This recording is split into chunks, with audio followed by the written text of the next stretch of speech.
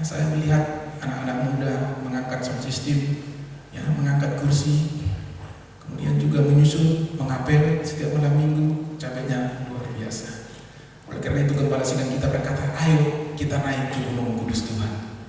Kita berdoa untuk suatu tempat ibadah. Kemudian Bapak Ibu, ketika kita sama-sama mau naik ke atas gunung untuk menaklukkan musuh itu, Tuhan memberikan berkat yang luar biasa di tempat ini. Amin Bapak Ibu. Kita berperang bukan karena kekuatan kita, bukan karena kita mampu, bukan karena kita kuat, bukan karena siapa kita, tapi karena apa? Karena janji penyertaan Tuhan itu ya dan amin. Bapak Ibu sudah dikasih Tuhan. Mungkin Bapak Ibu pernah mendengarkan istilah Superman. Siapa yang tahu Superman? Coba angkat tangan. Mendengarkan Superman, ya, bukan si Derman, bukan Superman gitu ya. Ada, coba angkat tangan dulu. Yang pernah mendengarkan Superman atau menonton Superman, ya? Tahu warna bajunya warna apa? Warna biru atau merah? Biru campur merah. Kemudian lambangnya apa? S, itu ya. Seperti itu. Bapak Ibu, ide daripada Superman ini, gagasan daripada Superman ini diawali dari seorang ahli filsafat Jerman bernama Friedrich Nietzsche. Friedrich Nietzsche ini adalah anak seorang pendeta, dibesarkan dalam lingkungan keluarga Kristen. Tapi pada akhirnya Bapak Ibu, Friedrich Nietzsche ini menolak segala yang berbau kekristenan, dan pada akhirnya dia menyebut dirinya sebagai antikristus. Dalam bukunya dia mencatat bahwa dia adalah seorang antikristus. Kemudian dia menelurkan gagasan tentang Superman ini. Gagasan tentang Superman ini ketika roket musuh terbang, maka Superman ini dengan sayap bajunya yang terbelai-belai itu dia bisa terbang, tarik itu roket, kemudian campakkan ke tanah. Kalau ada peperangan di sana, ada musuh perampokan di bank sana, maka Superman ini bisa terbang, tiba-tiba sudah ada di sana. Ada tiba-tiba di Jakarta, ada di Amerika dan lain sebagainya. Ya, ini gagasan daripada Nietzsche, Friedrich Nietzsche ini. Mengapa Bapak Ibu? Karena dia bosan akan kekristenan. Karena kekristenan disampaikan kepadanya dengan cara yang salah, sehingga dia tidak yakin akan Tuhan. Dia tidak mau mengikut Tuhan. Lebih baik kita membangun kekuatan sendiri seperti Superman ini. Kita selesaikan masalah kita sendiri. Kita hadapi masalah kita sendiri. Memang tidak semua bisa menjadi Superman, tapi paling tidak akan menjadi seperti itu katanya. Sehingga Bapak Ibu sudah kasih Tuhan. Gagasan Superman ini Bapak Ibu mengglobal Bapak Ibu. Tapi pada akhirnya Friedrich Nietzsche ini kemudian menjadi gila. Setelah dia gila Bapak Ibu, pada tahun 1900 Nietzsche ini meninggal dunia. Meninggal dunia dalam keadaan yang mengenaskan karena dia menolak segala kekristenan. Dan konsep daripada Nietzsche inilah yang diikuti oleh Nazi. Nazi berkata bahwa Jerman adalah bangsa Arya yang luar biasa. Pada waktu itu orang Yahudi berkuasa di mana-mana, memegang ekonomi dan lain sebagainya. Maka dia kumpulkan orang Yahudi, kemudian dimasukkan dalam kamp konsentrasi, dibunuh secara massal. Maka menurut sejarah ada lebih kurang 6 juta orang Yahudi dibunuh, dibakar oleh Nazi Hitler. Karena Hitler beranggapan sebagai bangsa Arya, orang-orang Yahudi harus dimusnahkan. Karena pada waktu itu orangnya pintar dan luar biasa. Konsep itu yang ditangkap daripada oleh Nazi Hitler. Tapi apa yang terjadi Bapak Ibu dengan Nazi Hitler ini? Yang terjadi kepadanya pada akhirnya ketika dia kalah berperang di Rusia, di daratan Rusia, kemudian dia lari kembali ke negaranya dan masuk ke dalam lubang persembunyian. Di sana dia bunuh diri, menembak diri sendiri. Beserta dengan istrinya yang baru dikawini 1 hari. Mereka sama-sama bunuh diri di sana karena mereka meyakini konsep yang salah. Mereka menolak kekristenan walaupun Hitler itu adalah orang Kristen. Bapak Ibu sudah dikasih Tuhan. Setiap kita yang ada tempat ini memiliki masalah, amin. Amin. Kita memiliki masalah. Tidak ada seorang pun yang kebal terhadap masalah. Tidak ada seorang pun yang mempan terhadap masalah. Selalu ada. Baik di rumah tangga ada, antara istri dengan suami ada, antara orang tua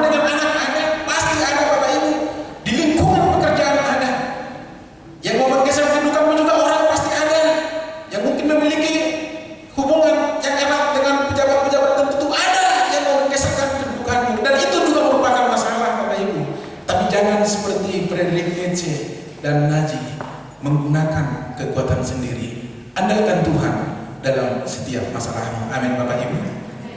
Kamu adalah seorang pejuang.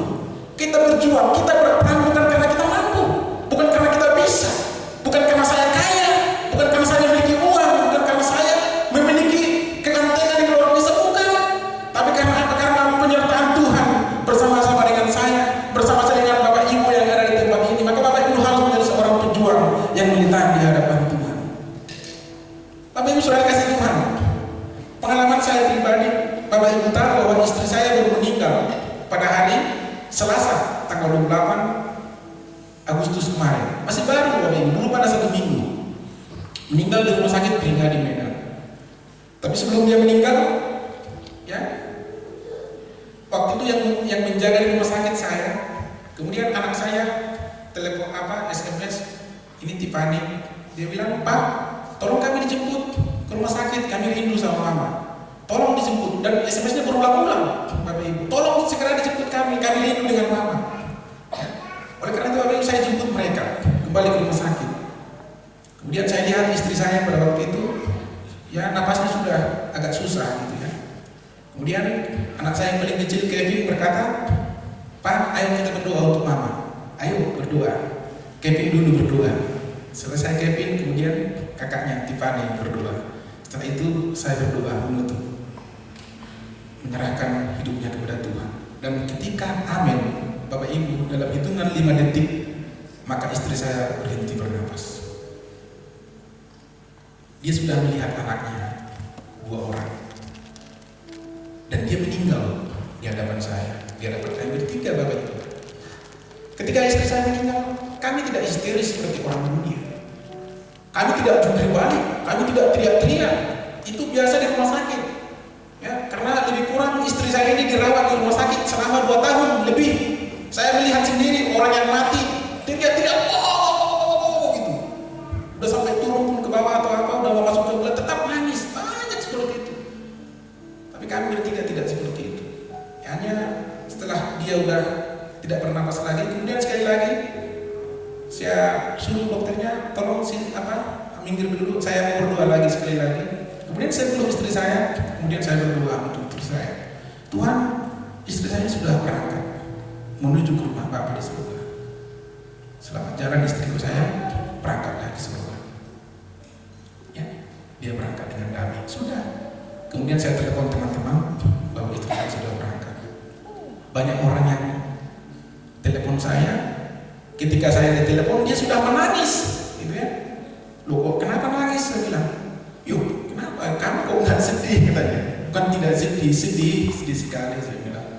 Tapi istri saya kan sudah ke surga. Saya tidak menghendaki kematiannya, tapi saya bersuka cita karena dia masuk ke surga. Amin Bapak Ibu. Amin. Saya sudah merawatnya selama 2 tahun. Ketika kami berangkat dari kota Jepara ini sampai di kota Jepara, maka tindakan yang pertama sampai di sana yang kami lakukan adalah pergi ke rumah sakit, dan istri saya dikatakan harus segera dioperasi. Kemoterapi selama 3 kali. Kemudian setelah itu, setelah 2 bulan berikutnya dioperasi, kemoterapi lagi. Setiap kemoterapi Bapak Ibu drop, muntah-muntah, tidak bisa makan, terbaring di rumah sakit. Ya, harus dikasih lagi masuk ke rumah sakit lagi, masuk ke rumah sakit lagi, pulang lagi. Kemudian 21 hari berikutnya kemoterapi lagi, bolak-balik seperti itu Bapak Ibu. Sudah selesai 1 tahun Bapak Ibu. Tahun berikutnya pindah lagi ke tulang belakangnya, di belakang Bapak Ibu, lumpuh, tidak bisa berjalan, harus dipegangin terus. Kemudian bawa lagi ke rumah sakit, kemoterapi lagi, radiasi lagi, radiasinya sampai 70 kali. Yang terakhir di Jakarta, di rumah sakit Cipto Mangunkusumo. Bapak Ibu sudah kasih Tuhan. Selama itu pula masalah demi masalah bertubi-tubi dihadapi. Kami ada di sana, orang tua tidak ada di sana, sanak saudara tidak ada di sana. Ini anak saya berdua. Kalau kami di rumah sakit, mereka berdua tinggal di rumah. Mereka pergi sekolah naik beca. Ya, pergi naik beca ke sekolah. Tidak masalah, kami tidak takut. Ya. Kalau malamnya ada yang jaga, orang tua. Kemudian kalau hari Sabtu pulang sekolah, mereka naik travel ke rumah sakit Karyadi di Semarang. Ongkosnya dibayar di rumah sakit. Kemudian hari Senin subuh pukul 5 5 kami berangkat dari rumah sakit, tinggalkan istri seorang diri di rumah sakit. Nanti sore pulang jam 4 saya berangkat lagi ke rumah sakit untuk menemani dia istirahat di sana. Itu berulang-ulang Bapak Ibu, dan itu tidak gampang. Sering kami datang ke rumah sakit, ruangan full, tidak ada yang kosong. Kelas 1, 2 dan seterusnya dan VIP semua kosong. Kemudian harus menunggu di hotel dulu untuk menunggu masuk ke kamar pada besok harinya. Bapak Ibu sudah kasih Tuhan, itu tidak gampang Bapak Ibu, susah, sulit bagi orang-orang biasa yang tidak mengenal Tuhan. Makanya dokter bilang kepada saya ketika sebelum dia dioperasi, dipanggil saya secara khusus, Pak Nababan, ya, yang terlebih dahulu di terapi adalah Bapak. Loh, terapi apa Pak dokter? Saya bilang, terapi psikis. Loh, saya sehat jiwanya Pak, saya tidak terganggu jiwanya, tidak rusak ingatan saya Pak. Saya bilang, ya, saya bisa bertugas baik-baik di kantor. Bukan itu Pak, karena masalah ini berat dan akan terus berlanjut katanya. Oh tidak apa-apa Pak, saya bilang. Saya sudah terbiasa hidup di rangka-rangka, saya bilang. Dia ketawa, apa itu rangka-rangka katanya? Itu, apa itu ranting-ranting pohon Pak. Saya terbiasa hidup di ranting-ranting pohon, saya bilang. Saya besar dilahirkan di kampung, di kaki bukit, keras di sana Pak, saya bilang. Dan di samping itu, saya meyakini penyertaan Tuhan, janji penyertaan Tuhan. Saya bilang, oh dia dokter, wah Bapak luar biasa. Maka setiap kali saya berjumpa dengan dokternya, Bapak antar ibu ya? Iya Pak. Dokternya senyum.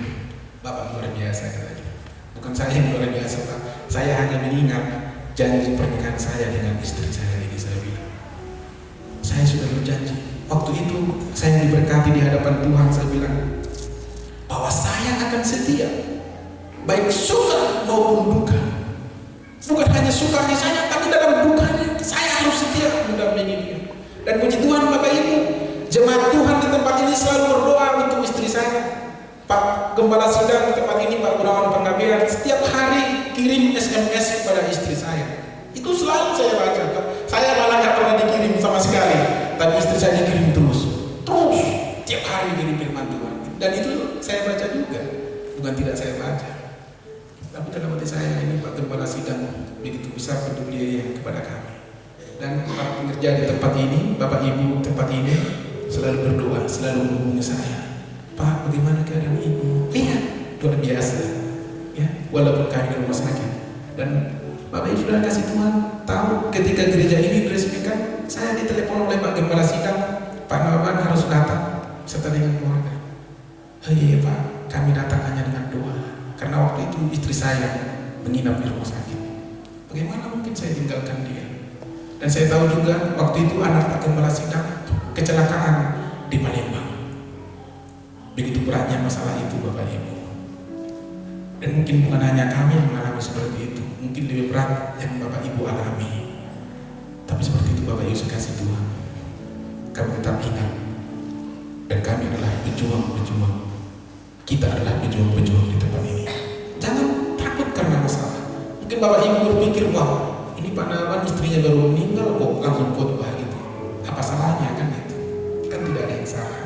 Kan lebih bagus saya berdiri di tempat ini. Karena ketika saya menyampaikan firman Tuhan itu juga saya alami. Dan saya sering menyampaikan firman Tuhan di hadapan jemaat di gereja kita ketika masih di Gedung Nasional tentang penderitaan. Berarti Tuhan, mengapa itu saya sampaikan? Penderitaan. Supaya apa? Supaya saya secara pribadi juga kuat untuk menghadapinya. Ketika kami ada 4 orang di tempat ini, istri saya dengan anak saya 2 orang, Fani dan Kevin. Sekarang kami coba bertiga, Bapak Ibu. Tapi saya tidak takut dan ragu akan penyertaan Tuhan. Orang berkata, siapa yang merawat anakmu? Tuhan yang merawat. Mengapa takut? Sedangkan burung pipit di udara dia pelihara, bunga baku di ladang juga dia dandani begitu indah, Bapak Ibu. Jadi jangan takut. Bapak Ibu adalah pejuang-pejuang iman. Amin Bapak Ibu. Amin. Bapak Ibu, sebelum saya akhiri, saya rindu mengundang anak saya berdua. Mana Kevin? Kita akan bernyanyi dulu. Kami akan bernyanyi dulu Bapak Ibu, supaya kasih Tuhan. Nanti setelah selesai